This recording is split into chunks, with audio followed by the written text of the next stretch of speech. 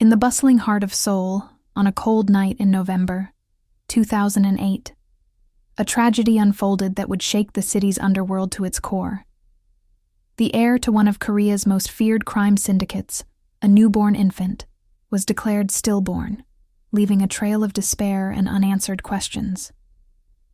Yet, in the shadows of that very same hospital, an unlikely figure, a struggling foreign student, became an unwitting witness to a secret that defied all medical explanation.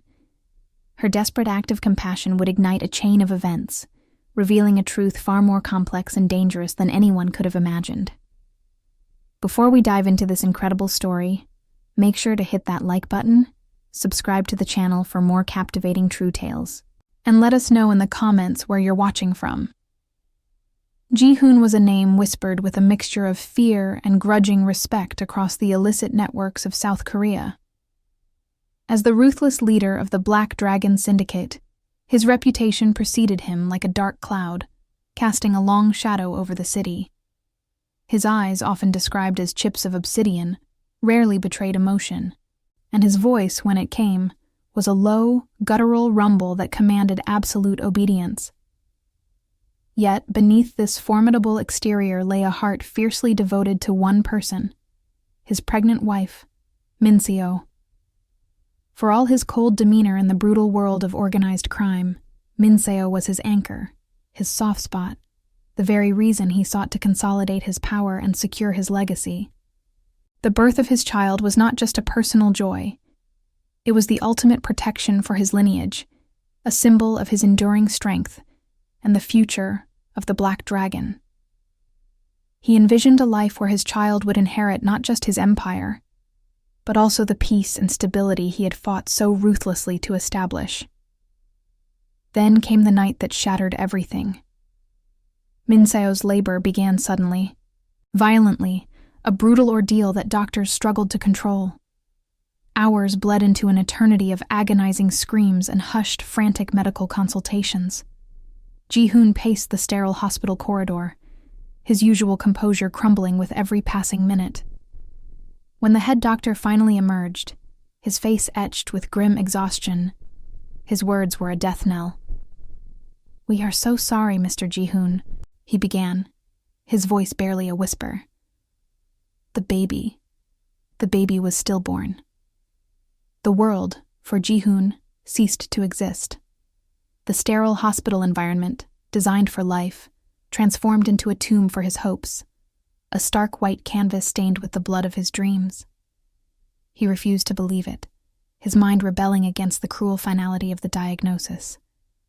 How could his child, the culmination of his love and his legacy, simply be gone?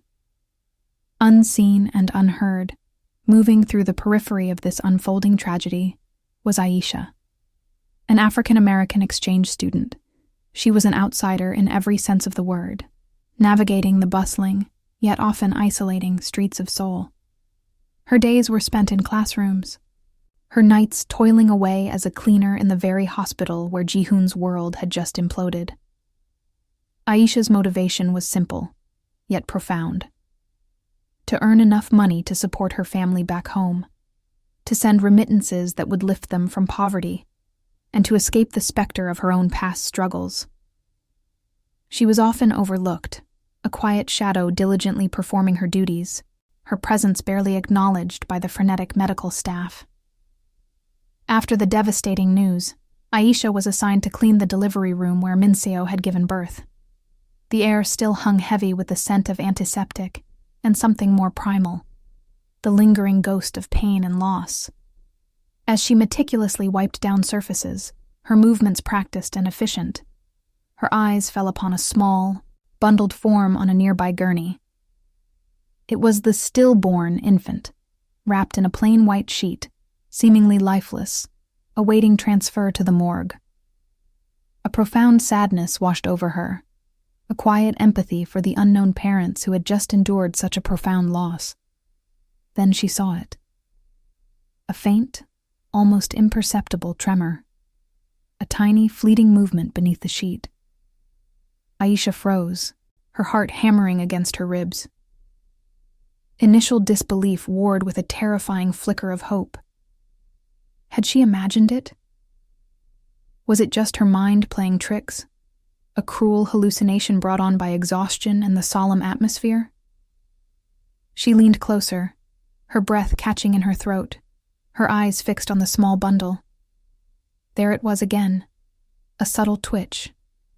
The baby truly was there. A tiny, fragile form, declared dead, yet whispering a secret to her, an outsider, a cleaner, an underestimated presence in this sterile domain. Against all logic, against the overwhelming fear of repercussions, Aisha's instincts took over. She had learned basic first aid as a child, a patchwork of techniques picked up from community programs, and desperate necessity in her own challenging upbringing. Her hands, usually adept at scrubbing and polishing, now moved with a raw, desperate tenderness. She unwrapped the sheet, her fingers trembling as she gently cleared the baby's mouth and nose. She began a gentle, rhythmic compression on the tiny chest, praying, hoping, willing life into the inert form. For what felt like an eternity, nothing. Then a tiny gasp. A faint, fragile cry, so soft it was almost swallowed by the silence of the room. The baby was alive. Aisha now found herself clutching a living, breathing infant, a child declared dead by the very doctors who had just left the room. Panic, cold and sharp, seized her. Who would believe her? How could she explain this impossible miracle? What were the consequences of her actions, of this monumental secret she now held? She looked down at the tiny, vulnerable face, its eyes still closed, and a chilling realization dawned upon her. This was not just a baby. This was a symbol, a contested life, and she was now inextricably linked to a truth far more powerful and dangerous than she could ever have imagined. The weight of this secret, miraculous yet terrifying, settled upon her shoulders. What would Aisha do with this impossible dilemma? The impossible dilemma weighed heavily on Aisha's slender frame, a burden that felt both sacred and terrifying. She cradled the tiny infant, its fragile warmth a stark contrast to the cold, sterile environment of the hospital. Returning the baby was not an option. The thought of handing this miracle back to a system that had already declared it dead, that had failed to see its spark of life, was unthinkable. She pictured the doctors, their faces etched with professional solemnity as they delivered the news of a stillbirth, and she knew in her heart they would not believe her. They would dismiss her, a mere cleaner, an outsider, and perhaps even accuse her of some unfathomable wrongdoing. This innocent life, so recently snatched from the precipice of oblivion, would be declared dead once more, or worse, become a pawn in a medical cover-up. Aisha saw the baby not as a medical anomaly, but as an innocent soul, a flicker of hope she simply could not abandon. Her own past, marked by her own brushes with loss and helplessness, a constant struggle against overwhelming odds, fueled an unyielding resolve within her. This child, against all logic, had chosen to live, and Aisha, against all reason, would ensure its survival. With a deep, shaky breath, Aisha made her desperate choice. She had to get out, and she had to take the baby with her. A tense, clandestine exit began. Her heart pounded a frantic rhythm against her ribs, echoing in her ears as she moved with a calculated stealth she didn't know she possessed. She carefully rewrapped the infant, securing it snugly in a discarded blanket, then gently placed the precious bundle deep within her industrial cleaning cart, beneath a pile of fresh linens. Each squeak of the cart's wheels, each shadow that danced across the polished floors, sent a jolt of fear through her. She avoided the few security cameras she knew about, her gaze darting, assessing, anticipating. The hospital, once a place of mundane routine, transformed into a labyrinth of potential threats.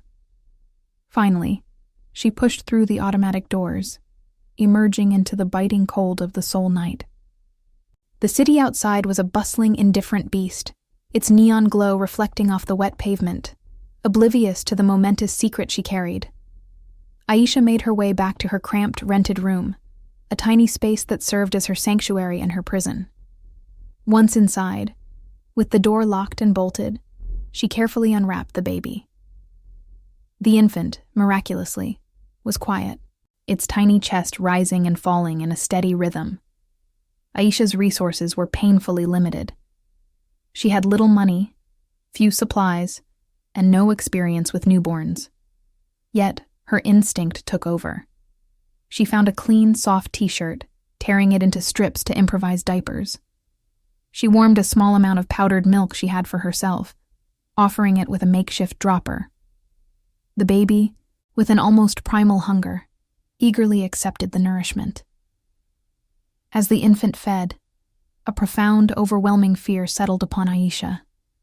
Fear of being discovered, fear of the baby's true identity, fear of the unknown power that might be searching for this child.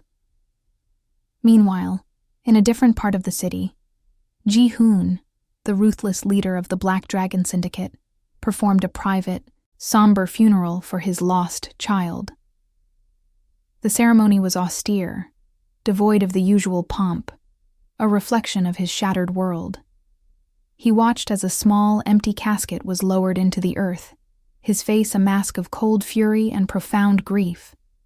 But beneath the stoic facade, a seed of suspicion had taken root. The doctor's explanations, though delivered with professional gravitas, felt hollow, incomplete. His instincts, honed by years in the brutal underworld, screamed that something was wrong. He felt it in his gut, a cold knot of dread and disbelief. His child, his heir, simply could not have vanished without a trace, without a struggle. He refused to accept it. Within hours of the funeral, his vast network of spies and enforcers was activated. They began a relentless, meticulous investigation, putting pressure on every hospital staff member, scrutinizing every detail of that fateful night, searching for the truth that eluded him. Despite the crushing weight of her secret and the constant threat of discovery, Aisha felt a deep maternal bond forming with the infant. As days turned into a week, then two, the tiny life in her care began to thrive. She named the baby Hope, or Hui in Korean, a silent prayer and a testament to the miracle she had witnessed. Hope's survival became Aisha's secret mission, her reason for enduring the poverty, the loneliness, and the ever-present danger. The baby's cries, its tiny grip on her finger, the innocent gaze of its developing eyes, filled a void Aisha hadn't realized existed within her. Then, the first tangible threat arrived. One cold evening, as Aisha returned from her university classes, a sleek, dark sedan, its windows tinted, slowly followed her down the narrow street leading to her building. It maintained a discreet distance, but its presence was undeniable, a predatory shadow in her periphery. She quickened her pace, her heart leaping into her throat. She ducked into a small convenience store, pretending to browse, watching the car through the reflection in the glass. It idled for a moment, then slowly drove past, disappearing around the corner. Aisha waited, her breath held tight, until her legs ached. When she finally ventured out, the street was empty, but the unnerving presence lingered, a chilling sensation of being watched. Was someone already aware of her secret? Had her desperate act of compassion already put her, and little Hope, in grave danger? The question hung heavy in the crisp autumn air, a silent, terrifying warning. Ji-hoon's grief, a raw and festering wound, began to morph, hardening into a cold, calculated obsession. The initial shock had given way to a burning conviction that his child had not simply died. He suspected foul play, a betrayal so profound it shook the foundations of his carefully constructed world. He believed his child was stolen, a pawn in a game he hadn't known he was playing. His enforcers, a network of silent, efficient operatives, put immense pressure on every individual connected to the hospital. Doctors, nurses, administrative staff, all found themselves under an unspoken but palpable scrutiny. This relentless inquiry, executed with Ji-hoon's characteristic ruthlessness, bred fear and evasiveness among the hospital employees, creating a wall of silence that only fueled his suspicions further. Each dead end, each averted gaze, each stammering explanation served to deepen his certainty that a conspiracy was at play. Meanwhile, Aisha's existence was a precarious tightrope walk. She struggled daily to balance the demands of her university studies, her exhausting cleaning job, and the all-consuming secret task of caring for baby Hope. Her already strained finances became even more precarious, with the added expenses of formula, diapers, and the occasional children's medicine. She found herself inventing elaborate excuses for her altered schedule, her frequent disappearances, and her increasingly secretive behavior. Her friends, few as they were, noticed her pallor, the dark circles under her eyes, and her withdrawn demeanor, but attributed it to the stress of academic life and cultural adjustment. None suspected the tiny, miraculous life she harbored in her cramped, rented room, a life that both terrified and sustained her. One afternoon, a chance encounter sent a jolt of ice through Aisha's veins. She was pushing her cleaning cart through a deserted corridor, her mind preoccupied with the baby's next feeding, when she turned a corner and came face to face with Ji-hoon. He was a formidable presence, taller than she had imagined, his eyes like chips of obsidian, scanning his surroundings with an unnerving intensity. He was accompanied by two hulking men, their suits impeccably tailored, their expressions grim. He glanced at her, a fleeting, dismissive look, seeing only a foreign cleaner, another anonymous face in the hospital's endless procession of workers. Nothing registered in his cold gaze, no flicker of recognition, no hint of the cosmic irony of their proximity. But for Aisha, it was a moment of profound, almost overwhelming terror. The weight of her secret, the immense danger she was in, pressed down on her, threatening to buckle her knees. She kept her head down, pushed her cart past him, her heart hammering against her ribs, convinced he could hear its frantic rhythm. In the midst of this escalating tension, Dr. Lee, the attending physician from that fateful night, became a figure of increasing unease. Aisha noticed his visibly shaken demeanor, his erratic behavior. He walked with a nervous twitch, his eyes constantly darting around, as if expecting a blow from an unseen assailant. He received clandestine phone calls, often whispering into the receiver in hushed, furtive tones, his body language radiating fear. He seemed to be harboring a deep-seated dread, a secret so heavy it threatened to consume him.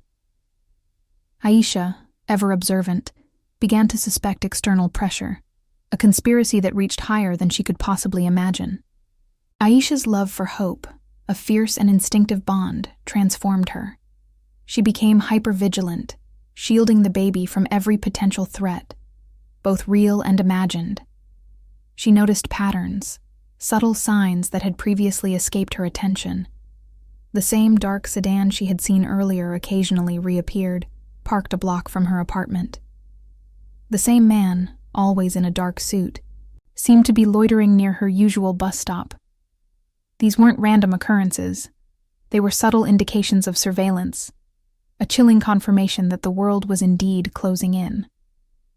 Her protective instincts, once dormant, now burned brightly, turning her into a fierce, unwavering guardian. One evening, as Aisha was finishing her shift, she overheard Dr. Lee in a secluded supply closet, his voice trembling as he spoke into his phone. "The boss. The baby. It's all going to unravel." The words hung in the air, chilling her to the bone. Her blood ran cold. She waited until he emerged, his face pale and clammy. "Dr. Lee," she began, her voice surprisingly steady. "I know about the baby." His eyes widened in terror, his jaw dropping. "Who? What are you talking about?" he stammered, trying to feign ignorance. Aisha pressed on, her gaze unwavering. "The baby that was declared stillborn. I know it wasn't dead. I brought it back." Dr. Lee's composure shattered. He looked around wildly, his fear palpable. You can't tell anyone," he whispered, his voice hoarse. They'll kill me. They'll kill us all. Aisha demanded answers, her resolve hardening. Who is the boss? Why would they want Ji-hoon's child dead? Dr. Lee, trembling, finally revealed a partial truth. Someone powerful, he confessed, had ordered the baby to be declared dead. He didn't name the individual, but the implication was clear. It was a calculated act of malice from a rival, a move in the brutal game of power. The revelation sent a fresh wave of horror through Aisha. The baby she had saved was not just an innocent life. It was a target, a symbol of a far larger, more dangerous conflict. The question echoed in her mind, a terrifying refrain. Who was the boss? And why would they want Ji-hoon's child dead? The answer, she knew, would lead her deeper into a world she never wanted to know. Dr. Lee's face was a mask of terror, sweat beading on his forehead as Aisha's unwavering gaze pierced through his fragile facade. The dam of his fear finally broke, and a torrent of words, laced with desperation, spilled from his lips. He confessed, his voice a barely audible whisper, that he had been paid a substantial sum to declare Ji-hoon's baby stillborn. It was a macabre transaction, a life bartered for blood money. The order, he revealed, came from Chairman Park, a name that resonated with a chilling power in Seoul's underworld. Park, a rival syndicate leader, had orchestrated this monstrous act to destabilize Ji-hoon, to sever the very lineage of the feared Black Dragon. He believed that by denying Ji-hoon an heir, he could cripple his power, sowing discord and weakness within his formidable organization. Dr. Lee, now a trembling wreck, clutched Aisha's arm, his eyes pleading. He begged her to keep silent, to bury this truth, for his own life hung precariously in the balance. He spoke of Park's ruthlessness, his far-reaching influence, and the certainty of brutal retribution should this secret ever see the light of day. He painted a vivid picture of the grim fate that awaited them both if this information escaped. Aisha listened, her heart a tumultuous battlefield of conflicting emotions. The truth, raw and brutal, was a dangerous weapon, capable of both destruction and liberation. Her moral compass spun wildly, clashing violently with her deeply ingrained survival instincts. She was an outsider, a student merely trying to make ends meet, yet she held the key to a truth that could reshape the city's criminal landscape. The thought of hope, the tiny, innocent life she had cradled and protected, growing up without her real father, gnawed at her. It was a profound injustice, a cruel twist of fate that she, a stranger, had inadvertently stumbled upon. How could she remain silent, knowing the profound impact this truth would have on the lives of a father and his child? The weight of this secret, the immense power it wielded, pressed down on her, threatening to suffocate her. Meanwhile, Ji-hoon, oblivious to the revelations unfolding in the hospital's hidden corners, continued his relentless, yet fruitless search. His investigation into his child's death hit dead ends at every turn. His enforcers, usually so efficient, found no concrete evidence, no tangible leads, only a wall of silence and carefully constructed alibis. The lack of progress fueled his frustration, transforming his grief into a simmering, volatile rage. He grew more volatile, his patience wearing thin, his temper flaring at the slightest provocation. He suspected betrayal, a gnawing suspicion that someone within his own ranks, or perhaps within the hospital itself, was deliberately obstructing his path to the truth. The sterile halls of the hospital, once a symbol of hope, now represented a labyrinth of deceit and unanswered questions. The internal conflict raged within Aisha for days. She knew she had to act, but how? A direct confrontation with Ji-hoon was too risky. He was a man of power, of violence, and she was a vulnerable foreign student.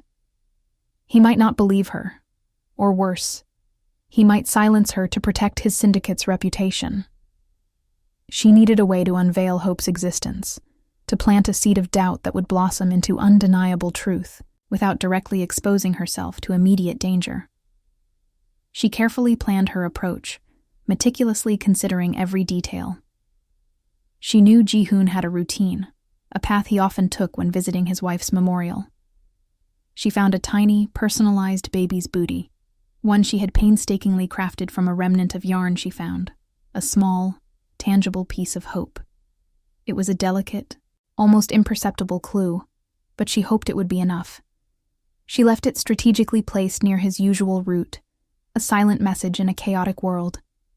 Ji-hoon, his face etched with perpetual sorrow, walked his familiar path, his mind heavy with grief. He noticed the small, unassuming object lying on a low wall, a tiny, carefully crafted baby's booty. He paused, a flicker of bewilderment crossing his features. He dismissed it at first, a random item, perhaps dropped by a visitor. But then, a chilling thought took hold. He picked it up, his fingers tracing the intricate stitches. The booty was inexplicably familiar, identical in design and yarn to one his wife, Min-seo, had lovingly knitted during her pregnancy, a symbol of their shared hope and dreams. His heart, long dormant, began to pound with a frantic, insistent rhythm. Could it be? Was it possible? Driven by this sliver of hope, a gut feeling that defied all logic, Ji-hoon immediately mobilized his network. He used his vast resources to trace the booty's origin. His men discovered it was made from a unique artisanal yarn, sold only in a small, obscure shop nestled in a forgotten corner of the city.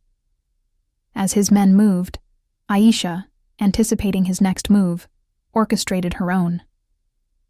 She knew he would trace the yarn, that he would be looking for answers. She arranged a discreet, anonymous message to be delivered to him, a cryptic suggestion of a meeting, a place where he might find the answers he so desperately sought. The message was carefully worded, hinting at the truth without revealing too much, designed to pique his curiosity and draw him in.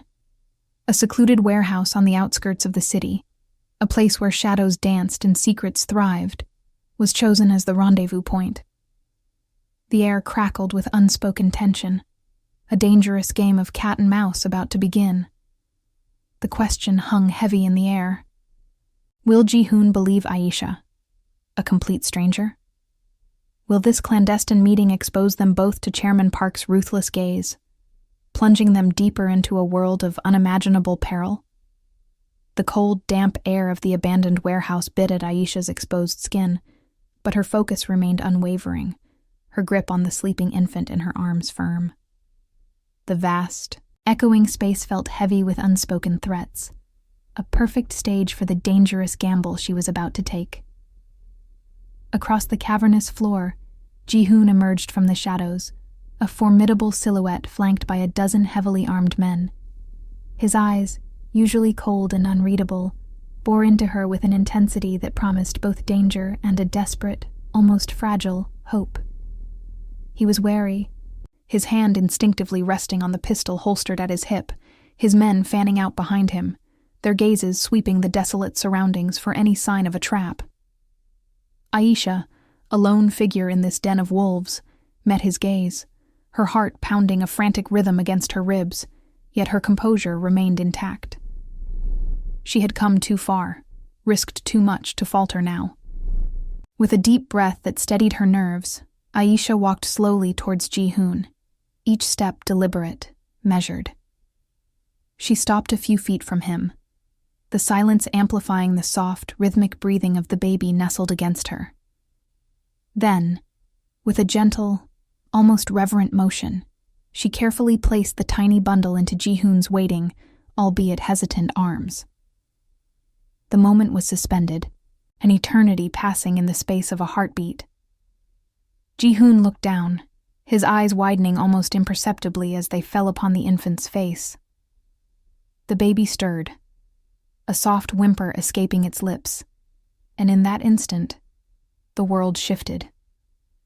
The baby's features, undeniably a striking resemblance to his beloved Min-seo, were etched with an innocence that shattered his hardened exterior. Disbelief warred with an overwhelming wave of recognition, followed by a surge of pure, unadulterated joy that quickly morphed into a terrifying, consuming rage. His child, His air was alive. Aisha watched his face, reading the tumultuous emotions that flickered across it. When he finally looked up, his eyes ablaze with a question that transcended words, she began to speak, her voice low but clear, cutting through the tense silence. She recounted the night of the delivery, the doctor's grim declaration, the faint, almost imperceptible movement she had witnessed, and her desperate, impulsive act of compassion. She described the frantic escape from the hospital, the fear that had gnawed at her, and the burgeoning love she felt for this miraculous child she had named Hope. Then, her voice hardening, she delivered the devastating truth. Dr. Lee's confession. She explained how Chairman Park, Ji-hoon's bitter rival, had orchestrated the elaborate deception, paying the doctor to declare the baby stillborn, a cold, calculated move to cripple Ji-hoon's legacy and destabilize his power. As proof, she presented a small, discreetly hidden device, a recording of Dr. Lee's terrified confession, along with a coded message she had intercepted, clearly implicating Chairman Park. Ji-hoon listened, his grip on Hope tightening almost imperceptibly. The grief that had consumed him for months transformed into an inferno of righteous fury. His eyes, once clouded by sorrow, now burned with a single potent desire for vengeance. Chairman Park would pay, and he would pay dearly. He looked at Aisha, a new understanding dawning in his gaze. This foreign woman, an outsider, had risked everything to save his child, to bring him the truth. He saw not just courage, but an unwavering loyalty, a resourcefulness that had navigated the treacherous waters of his world. He realized the immense debt he owed her, and the profound sacrifice she had made. "You have my gratitude," Ji-hoon finally said, his voice a low rumble, laced with a dangerous edge. He then offered her a proposition, one that was both a lifeline and a perilous tether to his dangerous world. He offered her protection, a secure place, and a role within his inner circle. He needed her unique perspective, her ability to move unnoticed in circles where his own men would draw suspicion. He recognized her as an invaluable asset in the war that was about to unfold. Aisha, though hesitant, knew she had intertwined her fate with his the moment she picked up Hope. The path she was about to embark on was fraught with danger, a journey into the heart of a conflict she never sought, but for Hope's sake, she knew she had no other choice. Without wasting a moment, Ji-hoon dispatched his most trusted men. Their first priority was to locate Dr. Lee, to verify every word of Aisha's story and secure the doctor as a witness. This was not a request. It was an order, delivered with the chilling authority of a man reborn with a singular, brutal purpose. Simultaneously, his mind, sharp and strategic, began to formulate the intricate plans for his counterattack against Chairman Park. The pieces were falling into place, a deadly game of chess that would soon engulf the city. The question that lingered, a silent echo in the vast warehouse, was whether Aisha could truly trust this ruthless mob boss, a man driven by both love and a thirst for vengeance. What would be the ultimate cost of her involvement in this dangerous world? And would she and Hope ever truly be safe? Aisha agreed to stay, not out of any nascent loyalty to Ji-hoon, but for the fragile life nestled securely in her arms. Hope's safety and future superseded all other concerns, overriding her deep-seated aversion to Ji-hoon's brutal world. Her motivation was purely protective, an instinct as fierce and ancient as any mother's. She drew an invisible line in the sand, a silent internal vow. Her involvement was solely for the child, never for the syndicate's dark machinations.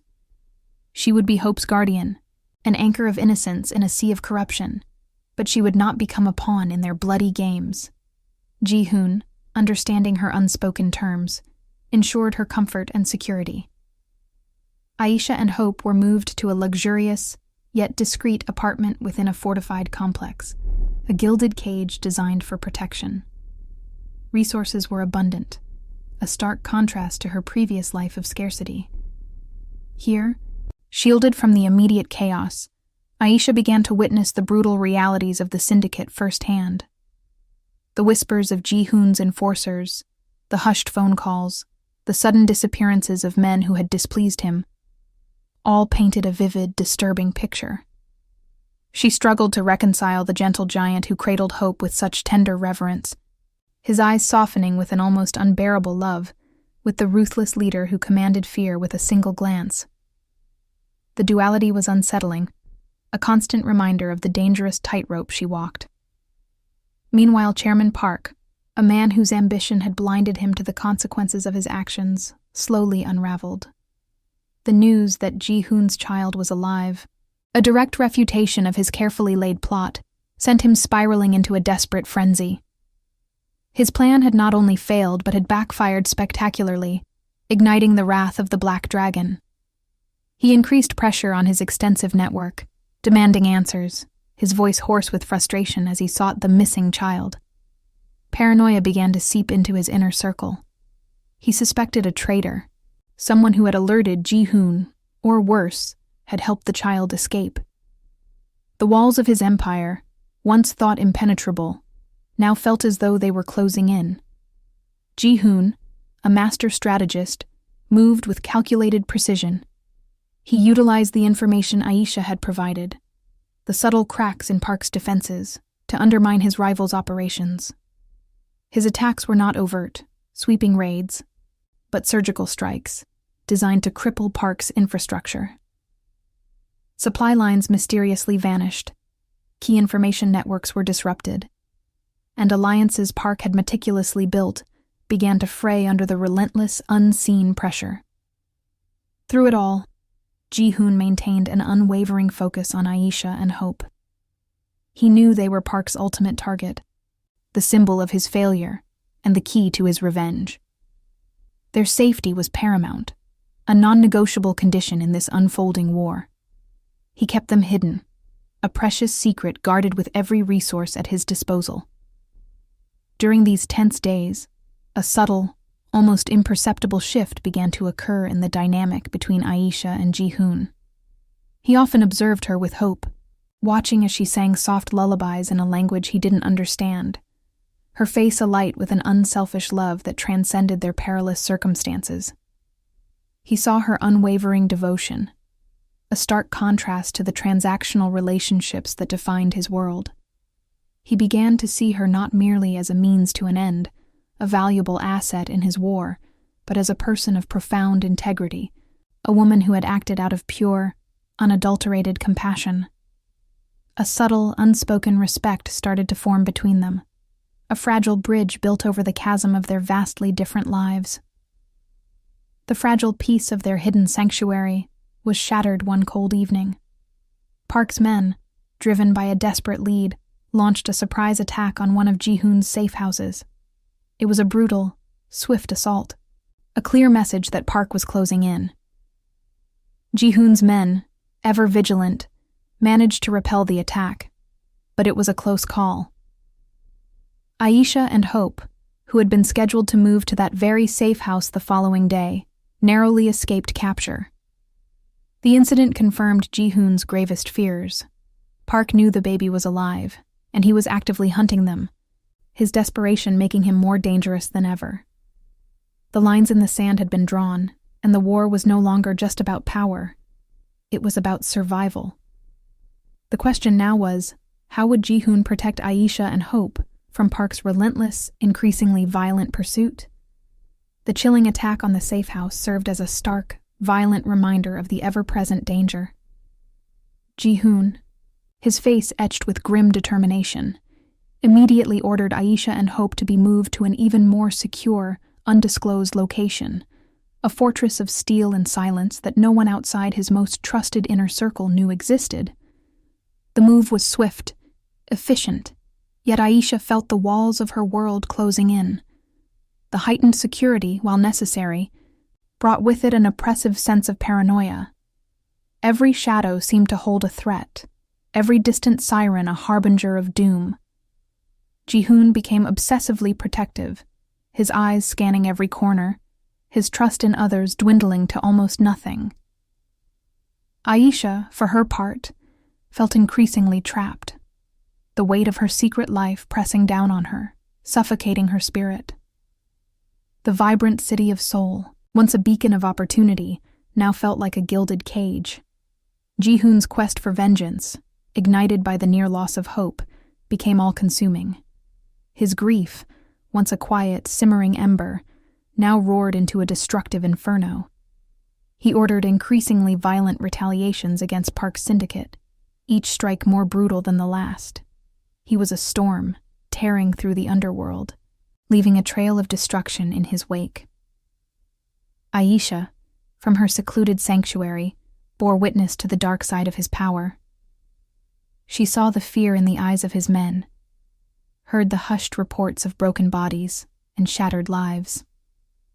The violence was a stark contrast to the gentle lullabies she sang to hope, and it forced her to question her involvement, her decision to remain in this dangerous world. Could any good come from such brutality? Would hope ever truly be safe in a world defined by such savagery? Her internal struggle was a constant gnawing presence. She grappled with her conscience, the violence surrounding her a constant affront to her moral compass. The fear that hope would be corrupted by this world, that the innocent light within her would be extinguished by the darkness, was a heavy burden. She longed for her simple, peaceful life before Seoul, before the miracle and the subsequent nightmare.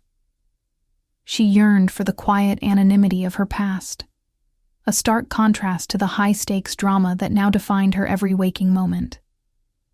The dreams of her family back home, of a life free from fear, became a distant, almost unattainable fantasy. Even amidst his campaign of ruthless vengeance, Ji-hoon often sought solace at Min-seo's grave.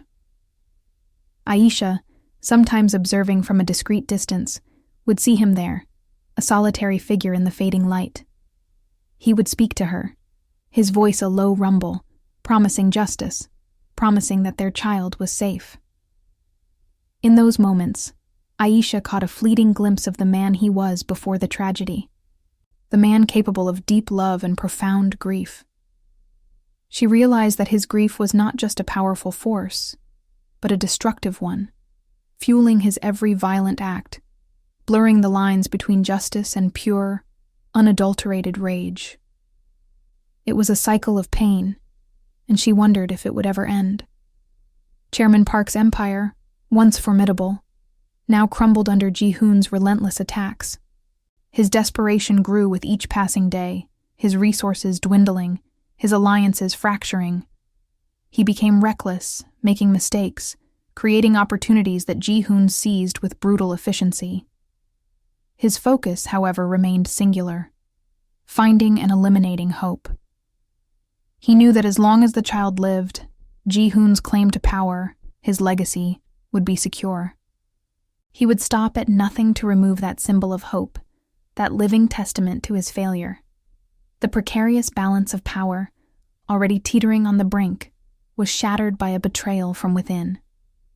One of Ji-hoon's trusted lieutenants, a man named Jin-woo, succumbed to Park's insidious bribes. He leaked crucial information about Aisha and Hope's location, a secret that had been guarded with extreme prejudice. Ji-hoon, ever vigilant, discovered the betrayal just in time. It was a close call, a whisper of a warning reaching his ears through his extensive network, allowing him to move Aisha and Hope moments before Park's men descended. The safe house was breached, but the birds had flown. The incident, however, left a bitter taste in Ji-hoon's mouth.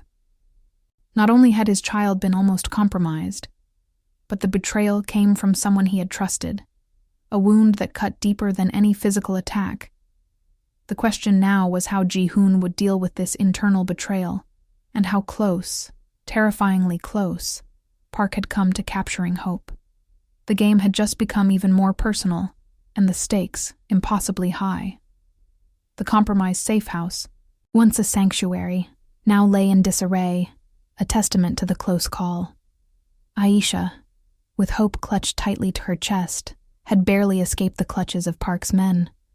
Her heart still pounded with the adrenaline of the narrow escape, her breath catching in her throat with every shadow that flickered in the periphery. She hadn't waited for Ji-hoon's men. Her instincts, sharpened by a lifetime of navigating difficult circumstances, had screamed at her to move, to run, to disappear into the labyrinthine alleys of Seoul. She had used her wits, her innate street smarts honed from a difficult upbringing, to evade the pursuers, melting into the night like a ghost. She knew the city's underbelly better than most, her years of struggle having taught her to see the hidden paths, the overlooked shortcuts, the places where a person could vanish. Ji-hoon's men, arriving moments later, found only the chilling evidence of the attack: a forced door, overturned furniture, and the lingering scent of fear and gunpowder. The birds had indeed flown, but where they had landed, no one knew. This terrifying incident served as a stark realization for Aisha. She understood, with chilling clarity, that she could no longer solely rely on Ji-hoon's protection, however fierce it might be.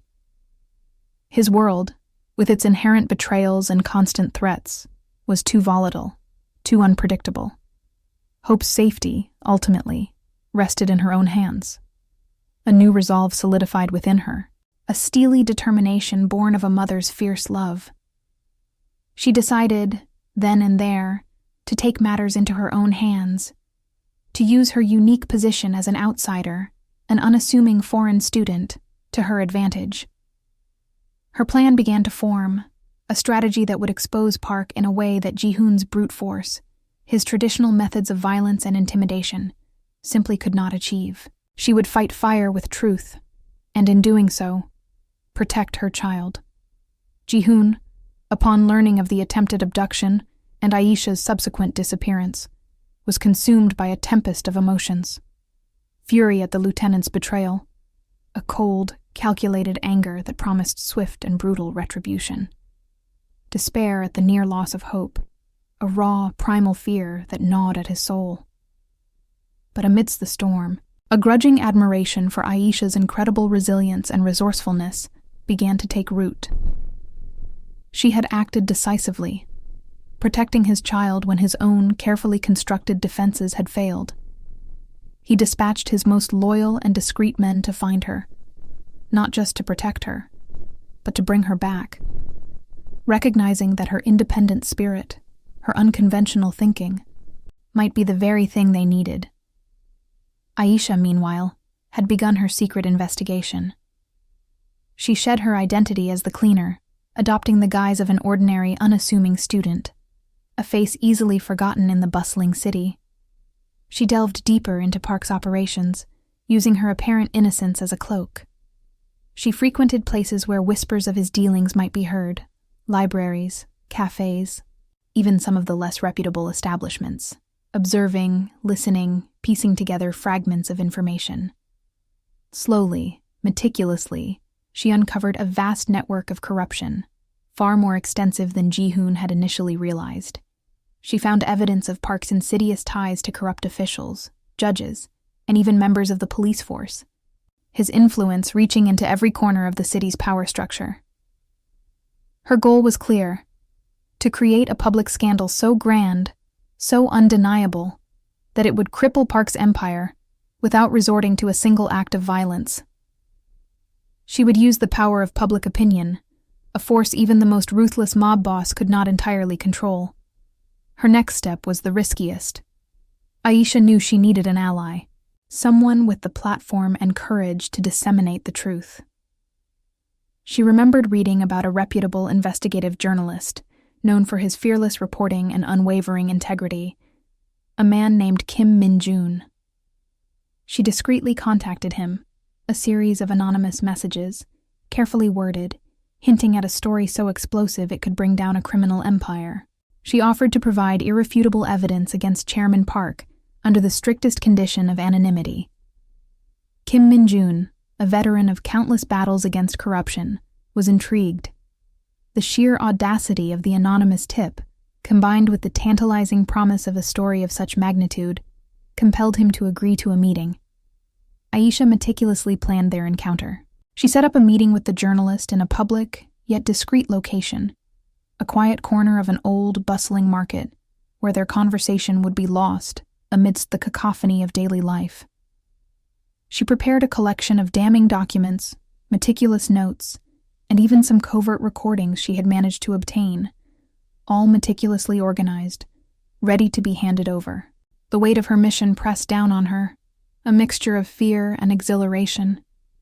She was a lone warrior, armed only with truth and courage, stepping into a battle against a powerful, ruthless enemy.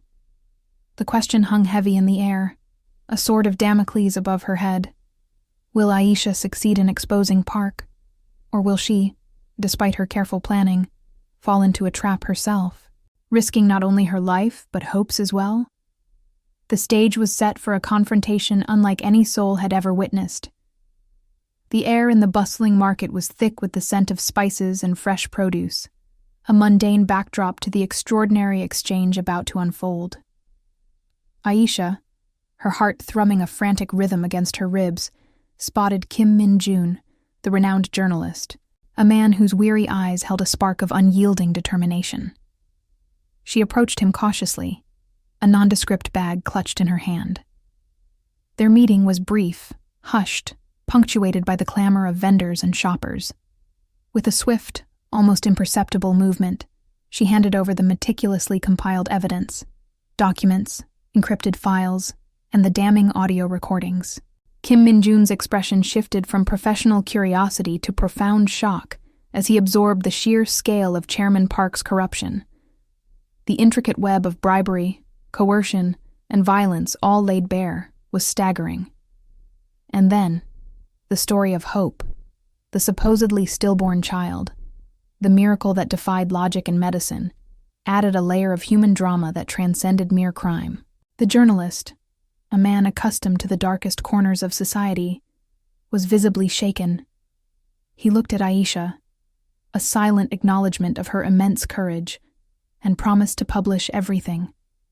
Yet, a shadow crossed his face as he warned her, his voice barely audible above the market noise, of the immense danger she had now unequivocally placed herself in.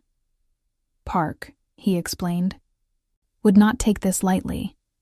Indeed, Chairman Park, a man whose empire was now teetering on the brink, felt the tremors of this impending exposure. He was losing, and desperation gnawed at him. In a last, desperate gamble, he reached out to a rival, a figure even more ruthless and shadowy than himself, a man known only as the Serpent.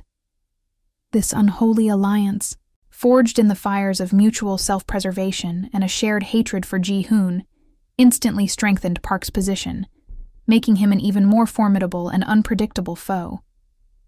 He had his own network of informants and whispers of Aisha's clandestine movements, and more alarmingly, the journalist's involvement soon reached his ears. The game had changed, and Park, with his new ally, was ready to play dirty. Meanwhile, Ji-hoon's men, the loyal few he had dispatched, had finally tracked Aisha.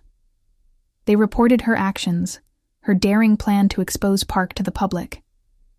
Ji-hoon was initially consumed by a furious frustration. How could she act so independently, so recklessly, putting herself and by extension Hope at such risk? But as his initial anger subsided, a cold, strategic understanding began to dawn on him. He recognized the brilliance of her strategy. A public scandal, he realized, could achieve what 1,000 gang wars could not. Cripple Park's influence in a way that even his vast resources couldn't repair. It was a weapon he hadn't considered, one that bypassed the brutal, predictable rules of their underworld. The journalist, Kim Min-jun, soon found himself caught in the crosshairs. The threats began subtly, then escalated rapidly. His office was vandalized, his sources intimidated, his life was threatened, his family endangered. Park's connections reached deep, and the pressure to drop the story was immense, suffocating. Min-jun wavered, the weight of his responsibility to his loved ones clashing with his journalistic integrity. He stared at the damning evidence Aisha had provided, the image of little Hope, an innocent caught in this brutal power struggle flashing in his mind. Aisha's unwavering courage, her quiet strength, became his inspiration. He resolved to push forward, no matter the cost. But fate, in its cruel irony, was already weaving a tighter net around Aisha. As she left a small cafe, a sense of unease pricking at her skin, a black van screeched to a halt beside her. Before she could react, strong hands seized her, a cloth pressed over her mouth. The world spun into darkness. It was a brutal, terrifying moment, her worst fear realized. When she awoke, disoriented, the first thing she noticed was the chilling silence. Hope was gone. Panic, cold and sharp, pierced through her. She was separated from her child, taken to a hidden location, a place of stark concrete walls and echoing emptiness. It wasn't long before Park contacted Ji-hoon, his voice dripping with a chilling satisfaction. "I have them, Ji-hoon," he sneered, the words a hammer blow to Ji-hoon's soul. "The African girl and your precious heir, they are both mine." He laid out his ultimatum, stark and brutal. Ji-hoon was to surrender his entire syndicate, his power, his wealth, and ultimately, his life, in exchange for their freedom. Ji-hoon, the ruthless leader, the man who had never known fear, felt a tremor of pure terror. He faced an impossible choice: his empire, the legacy he had fought so hard to build, or the lives of Aisha and his child, the last vestiges of his shattered family. The silence that followed Park's demand was deafening, pregnant with the weight of an agonizing decision that would determine the fate of them all. The weight of Park's ultimatum pressed down on Ji-hoon, a crushing burden that threatened to shatter his formidable composure. He paced his opulent, yet now desolate office, the city lights below a mocking testament to the empire he was being asked to relinquish. His mind raced, replaying every moment with Minseo, her radiant smile, her dreams for their child. He remembered her dying wish, whispered with her last breath, a desperate plea to protect their baby. That memory, raw and visceral, clashed violently with the ingrained responsibility he felt towards his syndicate, the hundreds of lives dependent on his leadership, the years of blood and sacrifice that had forged his power. His cold exterior, a mask he had worn for decades, cracked, revealing the profound emotional turmoil raging within. The choice was agonizing, a cruel mockery of his strength. Meanwhile, Aisha endured a living nightmare. Imprisoned in a dank, windowless room, the air thick with the smell of damp concrete and despair, she faced Park's relentless interrogators. They were relentless, their questions a barrage of psychological warfare, designed to break her, to extract information about Ji-hoon's weaknesses, his hidden assets, his vulnerabilities. Each refusal brought another wave of torment, not physical, but a more insidious kind of psychological pressure aimed at her spirit. Yet she refused to break. The thought of hope, so small, so innocent, fueled her defiance. She pictured Hope's bright eyes, her tiny fingers clutching hers, and found an unbreakable resolve. She knew she was Ji-hoon's only link to the outside, his eyes and ears in this dark place. With every answer she withheld, every blank stare she offered, she was buying him time. In a moment of sheer desperation and cunning, as one of her captors pressed a particularly pointed question, she subtly adjusted a loose button on her sleeve, a small, almost imperceptible gesture, but one that carried a hidden meaning, a coded message she hoped Ji-hoon would somehow understand. It was a desperate gamble, her only connection to the outside world. Park, a master of psychological manipulation, knew exactly how to twist the knife.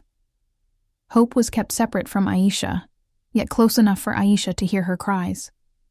The baby's distress, faint at first, then growing more insistent, became a relentless, agonizing background to Aisha's torment. Each whimper, each sob, tore at Aisha's soul, a brutal tool of torture designed to shatter her will. It drove her to the brink, pushing her to extreme measures, to contemplate acts she never thought herself capable of, all for the hope of silencing those heartbreaking sounds. Unbeknownst to Park, the fuse Aisha had lit with the journalist, Kim Min-joon, was about to explode. Inspired by Aisha's raw courage and the shocking truth she had entrusted him with, Min-jun defied the escalating threats, the ominous warnings that had plagued him and his family. He remembered the innocent child, Hope, caught in a war not of her making, and Aisha's unwavering resolve. His journalistic integrity, momentarily shaken, solidified into an unyielding resolve. With trembling hands but a clear conscience, he published the exposé. The article, a searing indictment of Chairman Park's corruption, detailed his vast criminal enterprise, his ties to crooked officials, and, most sensationally, the chilling story of the stolen child, Ji-hoon's heir, declared dead in a hospital conspiracy. The public outcry was immediate and massive. It ignited a firestorm of legal and political pressure, a scandal that ripped through the city's elite and sent shockwaves through the underworld. Park's carefully constructed empire began to crumble under the weight of public condemnation and official investigation. Ji-hoon, receiving news of the exposé, felt a surge of complex emotions. He had initially raged at Aisha's independent actions, her perceived recklessness. But now, as he saw the public's furious reaction, the sudden vulnerability of Park, he understood. He replayed the memory of Aisha's subtle gesture, the coded message she had sent through her captors, a plea not for surrender, but for him to prioritize the public scandal, to use it as his weapon. He made a daring, almost suicidal decision. He would not surrender. Instead, he would leverage the chaos of the public outcry, the sudden distraction of the authorities to his advantage.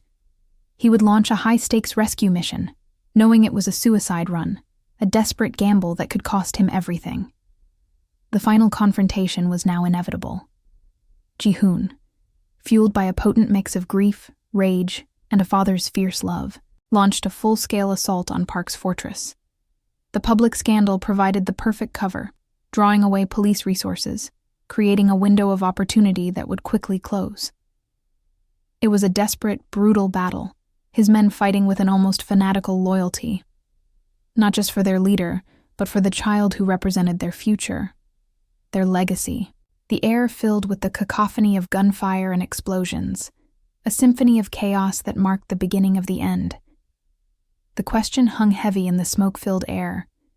Would Ji-hoon reach Aisha and Hope in time, or would Park succeed in his ultimate vengeful plan?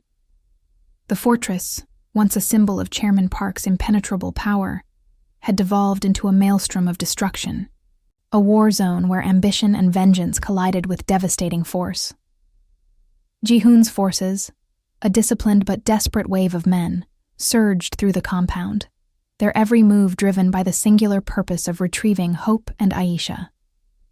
Gunfire ripped through the air, a relentless, deafening staccato that punctuated the concussive blasts of explosions. Walls crumbled, glass shattered, and the shouts of men, both Ji-hoon's loyalists and Park's terrified enforcers, mingled with the screams of battle. Ji-hoon moved through the chaos with a terrifying focus, his face a mask of grim determination. Each enemy combatant he faced was met with a brutal, efficient swiftness, his movements honed by years of underworld warfare, now infused with the raw, primal energy of a father fighting for his child. He was a force of nature, an embodiment of wrath and love, cutting a path through the carnage, his eyes searching, always searching, for any sign of Aisha and Hope. Deep within the crumbling structure, amidst the cacophony of the unfolding battle, Aisha felt a surge of adrenaline, a profound and immediate understanding that this was her chance. The guards, distracted by the overwhelming assault, were scattered and disorganized. This was not just an opportunity. It was a command, a desperate plea from the universe to act. Her mind, sharp and resourceful despite the torment, had already mapped out the complex layout during her captivity. Every corridor, every hidden passage, every stairwell she had glimpsed now became a vital piece of a mental blueprint for escape. Pushing past the throbbing pain, she forced herself to move, her steps light and swift, fueled by an almost superhuman resolve. She navigated the labyrinthine passages, her heart pounding a frantic rhythm against her ribs until she located the room where Hope was being held. The reunion was a silent, desperate embrace, a moment of pure, unadulterated relief that transcended the chaos around them. Hope, startled but safe, clung to Aisha as if her very life depended on it. But their escape was far from assured. As they attempted to navigate the wreckage, a contingent of Park's remaining men, desperate and cornered, materialized before them, their weapons raised. Just as despair threatened to consume Aisha, a figure emerged from the smoke and debris, a force of vengeance and protection. Ji-hoon, having just vanquished Park in a brutal hand-to-hand confrontation, arrived, a grim sentinel of their salvation. The fight between Ji-hoon and Chairman Park had been a visceral, bone-jarring struggle, a clash between two titans of the underworld. Ji-hoon, driven by the revelations of Aisha's evidence and the agonizing knowledge of Park's betrayal, had fought with a chilling precision. Cornered and facing utter defeat, Park, with a final, gasping breath, had spat out a shocking truth, a deeper layer of conspiracy that extended beyond mere syndicate rivalry. He revealed that certain corrupt government officials had not only sanctioned his efforts to destabilize Ji-hoon, but had actively assisted in the plot to frame the baby's death, fearing the growing influence of the Black Dragon Syndicate. Ji-hoon, though wounded and weary, had ultimately prevailed, leaving Park broken and defeated. But there was no time for contemplation of this new, unsettling truth. The cries of hope, the sight of Aisha besieged, propelled him forward, a final desperate surge of protective instinct. He moved with a speed that defied his injuries, placing himself between Aisha, Hope, and the remaining attackers. It was a desperate, final stand. He fought with a ferocity that seemed to draw from an unseen well of strength, protecting them with every fiber of his being. But the odds were overwhelming, and his body, already pushed past its limits, began to fail. A flash, a sudden searing pain, and Ji-hoon staggered, a dark stain blossoming on his side. He fell, a silent, agonizing collapse, his eyes finding Hope one last time. In that fleeting moment, a flicker of profound peace, of a father's unwavering love, passed through his gaze before the light faded.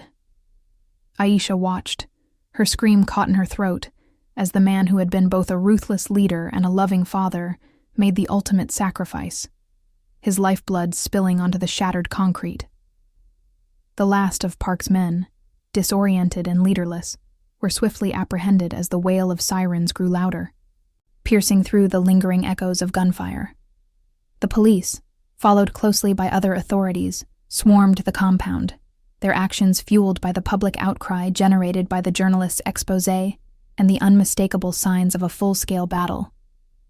Chairman Park's empire, revealed in all its grotesque corruption, was dismantled piece by piece. The truth about the stolen child, the conspiracy, and Ji-hoon's final desperate act of protection would soon become public knowledge, a tragic and heroic tale that would ripple through the city. But for Aisha, standing amidst the wreckage, clutching hope, the world had just shifted on its axis. Ji-hoon was gone. His powerful presence, his complex protection, vanished. The immediate danger had passed, but a terrifying, uncertain future loomed. What would become of them now? Two vulnerable souls left in the wake of such monumental chaos. The dawn broke, painting the ravaged sky with hues of somber gray and pale orange, a stark contrast to the violence that had unfolded beneath it. With the arrival of the authorities, the fortress, once a symbol of Chairman Park's illicit power, became a scene of forensic investigation and legal proceedings.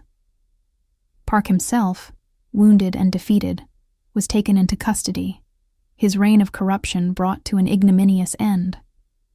The extensive evidence gathered by the journalist, combined with the testimony of Dr. Lee, who had finally found the courage to speak, and the overwhelming scene of the battle, left no room for doubt. Park and his co-conspirators, including the corrupt government officials whose names were now being whispered in hushed tones across Seoul, would face the full wrath of the law. their intricate web of deceit and manipulation unraveled, exposing the ugly underbelly of power. The Black Dragon Syndicate, without its formidable leader, Ji-hoon, began an inevitable, painful process of fragmentation. Some factions vied for control, while others, seeing the writing on the wall, sought to distance themselves from the notoriety. A few, inspired by the unexpected selflessness of Ji-hoon's final act, quietly began to explore paths toward a less violent, more legitimate future, a testament to the complex legacy he left behind. The truth about Hope's survival, initially a whispered rumor, then a shocking headline, became a saga of resilience and sacrifice that captivated the nation. Ji-hoon's last stand, his ultimate protection of his child and the woman who saved her, resonated deeply, transforming his image from a feared mob boss to a tragic hero in the eyes of many. For Aisha, the immediate aftermath was a blur of interviews, medical checks for herself and Hope, and the overwhelming weight of loss. She was no longer just a struggling student. She was a witness, a survivor, and now, a guardian. In the quiet solitude of the hospital room, once more a place of healing rather than despair, legal documents were presented. Ji-hoon, in a foresight born of his dangerous world, had made provisions. A trust fund, a secure home, and legal guardianship papers for Hope, designating Aisha as the one to raise his daughter, were all in place. It was his final silent promise, a testament to his faith in her. Aisha, with a heavy heart but a resolute spirit, accepted. It was not a choice, but a sacred duty, a continuation of the miracle she had started. She dedicated herself to raising Hope, creating a loving, stable environment far removed from the shadows of the underworld. The secure home Ji-hoon had provided became their sanctuary, a place where laughter slowly replaced echoes of fear. Aisha ensured Hope understood her true parentage, not through tales of violence, but of immense love and sacrifice. She spoke of Min-seo, Hope's biological mother, a gentle soul who had crocheted tiny booties, and of Ji-hoon, a man whose fierce love had ultimately transcended his dark world. Aisha found a profound peace in her new role. Her past struggles, her journey from a foreign land to the heart of a mob war, culminating in a powerful sense of purpose. She had saved a life, and now she would nurture it. Ji-hoon was remembered as a complex figure, a man of power and ruthlessness, but also of profound love. Aisha ensured his memory was honored, not glorified, but understood. She visited his grave often, a quiet, peaceful spot overlooking the city, a silent promise whispered on the wind. Hope would be safe. She would thrive. Years passed. Hope grew into a vibrant, intelligent child, her bright eyes reflecting the promise of a future untainted by the darkness from which she had emerged. She excelled in her studies, her curiosity boundless, her spirit unyielding. Aisha, too, found her footing. She resumed her studies, now with a renewed focus. Her experiences had given her a unique perspective, a deep understanding of justice and its many facets. She became an advocate, using her story, anonymously at first, to champion the vulnerable, to expose corruption, and to fight for those who had no voice. She found a sense of belonging in Korea, building a new life, a new family, bound not by blood, but by an extraordinary journey. The story of Aisha and Hope became a quiet legend, a testament to resilience, sacrifice, and the enduring power of love. Hope's future was bright, a beacon of redemption born from tragedy, a living symbol that even in the darkest corners of humanity, a single act of compassion, a desperate whisper of life, can spark a miracle, transforming lives and defying fate. The world had been a cruel teacher, but Aisha had learned its lessons and emerged stronger, a protector, a mother, and a testament to the extraordinary courage found in the most unexpected places.